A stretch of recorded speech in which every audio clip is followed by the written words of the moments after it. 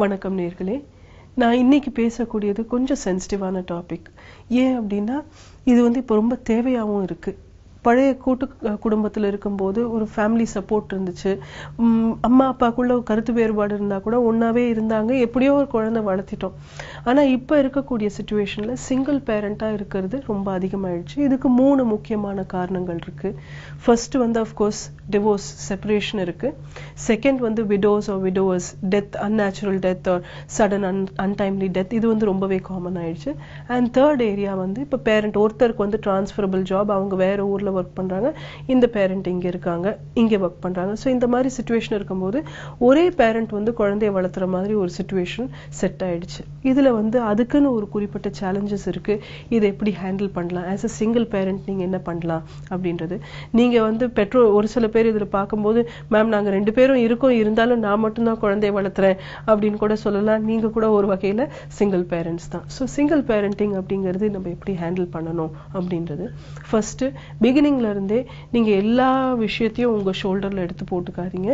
குழந்தையும் உங்களை பிகினிங்ல இருந்து அவங்களை எப்படி உங்களை சப்போர்ட் பண்ண முடியுமோ பண்ணட்டும். ஸோ சின்ன சின்ன வீட்டு வேலைகள், சின்ன சின்ன சப்போர்ட் பண்றது, அதெல்லாம் அவங்க முதல்ல இருந்தே பண்ணட்டும். ஏன்னா அவங்களும் இந்த குடும்பத்துல ஒரு முக்கியமான பகுதி. அவங்களால ஒரு சில வேலைகள் செய்ய முடியும்ன்றது நம்ம முதல்ல இருந்தே எம்பவர் பண்ணி கொண்டு வரலாம். ஸோ அதை ஃபர்ஸ்ட் செட் பண்ணிக்கோங்க.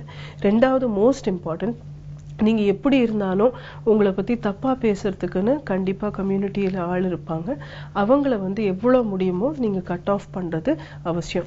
அவங்க சொல்ற கருத்துக்களுக்கெல்லாம் நீங்க முக்கியத்துவம் கொடுத்தீங்க அப்படின்னா உங்களோட வளர்ச்சி தான் அதுல பாதிக்கப்படும். நீங்க எது செஞ்சாலும் தப்பா தெரியும். ஸோ அதனால அந்த மாதிரி மக்கள், உங்களோட வளர்ச்சியை எதிர்பார்க்கக்கூடியவங்க, சப்போர்ட் பண்ணக்கூடியவங்கள உங்க பக்கத்துல வச்சுக்கோங்க. மற்றவங்களை எவ்வளவு நீங்க டிஸ்டன்ஸ் பண்ணி பவுண்டரி செட் பண்ண முடியுமோ கண்டிப்பா செட் பண்ணுங்க. ஏன்னா இந்த மாதிரி நீங்க செட் பண்ணலன்னா ஆஸ் அ சிங்கிள் பேரண்ட் உங்களுக்கு ஏற்கனவே இருக்கிற மன அழுத்தம் பத்தாம இது வேற உங்களை கன்ஃபியூஸ் பண்ணி விட்டுரும். தேர்ட் விஷயம், எப்பவுமே ஆஸ் அ சிங்கிள் பேரண்ட் உங்க சைல்டோட நிறைய கம்யூனிகேட் பண்ணுங்க. கொஞ்சம் குவாலிட்டி டைம் செட் பண்ணிக்கங்க. குவாலிட்டி டைம் அப்படின்னும் போது ஒரு நாளைக்கு 20 மினிட்ஸா இருக்கலாம், 1 ஹவரா இருக்கலாம். ஆனா அந்த டைம்ல உங்க சைல்டோட நிறைய பேசுறதுக்கும் பழகிறதுக்கும் டைம் செட் பண்ணுங்க. அந்த டைம்ல நீங்க ஒரு வாக் மாதிரி போகலாம், சின்ன ஷாப்பிங் மாதிரி போயிட்டு என்ஜாய் பண்ணலாம். ஆனா இந்த டைம் ஏன் ரொம்ப முக்கியம் அப்படின்னு நீங்க பாத்தீங்க அப்படின்னா, ஏற்கனவே குழந்தைக்குமே சிங்கிள் பேரண்ட் தான் இருக்கிறது கொஞ்சம் டிஃபிகல்ட்டா இருக்கலாம். ஸ்கூல்ல மற்ற குழந்தைங்க எல்லாம் கொஞ்சம் டீஸ் பண்ணலாம், டே உனக்கு அப்பா இல்ல அம்மா இல்ல, இந்த மாதிரி டீஸ் பண்றதுக்கும் வாய்ப்புகள் இருக்கு. அண்ட் இது நிறையாவும் நாங்க ஹியர் பண்றோம். ஸோ அதனால உங்க குழந்தை ஒரு சில விஷயங்களுக்கு நீங்க டைம் கிரியேட் பண்ணாதான் உங்ககிட்ட பேசுவாங்க. ஸோ அது எப்பவுமே 2-வே கம்யூனிகேஷன் அலோவ் பண்ணுங்க. டெத் மூலமா உங்களோட செப்பரேஷன் ஆயிருந்தது அப்படின்னா நீங்க கண்டிப்பா உங்களுக்குமே அது ரொம்ப கிரீஃப் ப்ராசஸ் இருக்கலாம். சைல்டுமே தன்னோட சேட்னஸை வெளிப்படுத்தாம இருக்கலாம். ஸோ இதுக்கு நீங்க தெரபிஸ்ட்டை மீட் பண்ணியும் நீங்க சரிப்படுத்திக்கலாம். இல்லைன்னா ரொம்ப மைல்ட் லெவல்ல இருந்ததுன்னா ஒரு சப்போர்ட் ஸ்ட்ரக்சர், ஃபேமிலிலையும் ஃப்ரெண்ட்ஸ்லயும் நீங்க சப்போர்ட் ஸ்ட்ரக்சர் மூலமா அந்த சேட்னஸை வெளிப்படுத்திக்கலாம். டிவோர்ஸ்னால இந்த சிங்கிள் பேரண்டா இருக்கீங்க அப்படின்னா முடிஞ்ச வரைக்கும் உங்க ஹஸ்பண்ட் பத்தியோ வைஃப் பத்தியோ சைல்டு கிட்ட நெகட்டிவா பேசாதீங்க. உங்களுக்குள்ள கருத்து வேறுபாடுகள் இருந்திருக்கலாம், பிரச்சனைகள் இருந்திருக்கலாம்.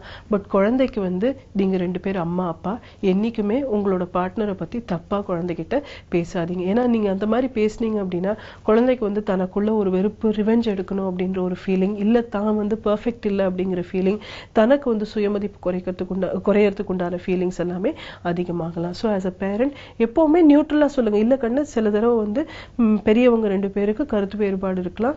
ஆனா நீ இங்க என்னோட லைஃப்ல இருக்கிறதுக்கு நான் ரொம்ப சந்தோஷப்படுறேன்றது கிளியரா எடுத்து சொல்லுங்க. இதே பேரண்ட் டிராவல் ஆயிருக்காங்க, கல்ஃப்ல ஒர்க் பண்றாங்க, வேற எங்கேயா ஒர்க் பண்றாங்கன்னா நீங்க அந்த பேரண்ட் இங்க வரும்போது ஸ்ட்ரக்சர்ஸ் எல்லாம் சேஞ்ச் பண்ணாதீங்க. நிறைய ஃபேமிலிஸ்ல வரக்கூடிய பிக்கெஸ்ட் ப்ராப்ளம் என்ன அப்படின்னா, மதர் நல்ல ஹேபிட் செட் பண்ணிருப்பாங்க, ஃபாதர் அந்த ஒரு 6 மந்த்ஸ் நடுவுல எல்லாத்தையும் கன்ஃபியூஸ் பண்ணிட்டு போயிடுவாரு. ஸோ அந்த மாதிரி ஹேபிட்ஸ் இருக்கக்கூடாது. ஃபாதரோ மதரோ அந்த 6 மந்த்ஸ் கேப்ல வந்தாலுமே அதே டிசிப்ளின் ஸ்ட்ரக்சர் மெயின்டைன் பண்ற மாதிரி செட் பண்ணிக்கோங்க. As a single parent make time for yourself. உங்களோட உங்களோட ஓன் நீட்ஸை வந்து டெவலப் பண்ணிக்கிறதுக்கும் உங்களுக்கு ரிலாக்ஸேஷனுக்காக டைமும் நீங்க வந்து கண்டிப்பா வாரத்திலேயாவது ஒரு தடவை செட் பண்ணிக்கங்க. 15 மினிட்ஸா இருக்கட்டும், 1 ஹவரா இருக்கட்டும், உங்களுக்குன்னு ஒரு சில டைம் ஸ்பேஸ் கிரியேட் பண்ணீங்கன்னா தான் உங்களுக்கு வந்து அந்த ஓவர்லோட் ஆஃப் பேரண்டிங் வந்து உங்களால ஹேண்டில் பண்ண முடியும். எல்லா ஆன்சர்ஸும் எப்பவுமே நம்மளுக்கு தெரியாது. ஆனா ஸ்ட்ரெஸ் இருந்ததுன்னா இன்னுமே அது கஷ்டமாயிடும். ஸோ அதனால அதுக்குன்னு நீங்க ஒரு டைம் ஒதுக்கிக்கணும். இன்னொரு பெரிய சேலஞ்ச் என்ன அப்படின்னா, ஃபாதர்ஸ் வந்து டாட்டர்ஸை சரியா ரேஸ் பண்ண முடியுமா, மதர்ஸ் வந்து சன்ஸை சரியா ரேஸ் பண்ண முடியுமா அப்படின்றது நம்மளுக்கு ஒரு கன்ஃபியூஷன் இருக்கலாம். சில்ட்ரனை பொறுத்த வரைக்கும் ஜெண்டர் வந்து அவ்வளவு பெரிய விஷயம் கிடையாது, ஸ்டெபிலிட்டி தான் முக்கியம். அதாவது அம்மா வந்து சன்னை நல்லா ரேஸ் பண்ணலாம், அப்பா வந்து டாட்டரை நல்லா ரேஸ் பண்ணலாம், இதுல ப்ராப்ளம் கிடையாது. ஸ்டேபிளான என்வாயர்மெண்ட், வீடு வந்து நல்ல ஒரு ஸ்டெபிலிட்டி இருக்கணும். நீங்க வந்து அதுக்காக இன்னொருத்தரை கொண்டு வந்து அந்த ஒரு ஸ்டெபிலிட்டியை வந்து டிஸ்ட்ராய் பண்ணக்கூடாது. உங்களுக்கு வந்து ஒரு சில விஷயங்கள், இப்போ பாடியை பத்தி பேசணும், செக்ஷுவாலிட்டி பத்தி பேசணும், உங்களுக்கு தெரியல அப்படின்னா ப்ரொஃபஷனலாகவும் ஹெல்ப் யூஸ் பண்ணிக்கலாம். பட் மற்றபடியும் உங்களுக்கு வீடியோ டியூட்டோரியல்ஸ் எவ்வளவோ அழகா வந்துருச்சு, அதுல நீங்க டிஸ்கஸ் பண்ணலாம். சைல்டுமே வந்து ஒரு ட்ரஸ்டட் பர்சன், நீங்க வந்து நம்பிக்கையான பர்சனா இருக்கிறதுனால உங்ககிட்ட ஷேர் பண்ணிக்கிட்டாங்க அப்படின்னா இன்னுமே ரொம்ப நல்லா பியூட்டிஃபுல்லா அந்த உறவு வந்து டெவலப் ஆகும்.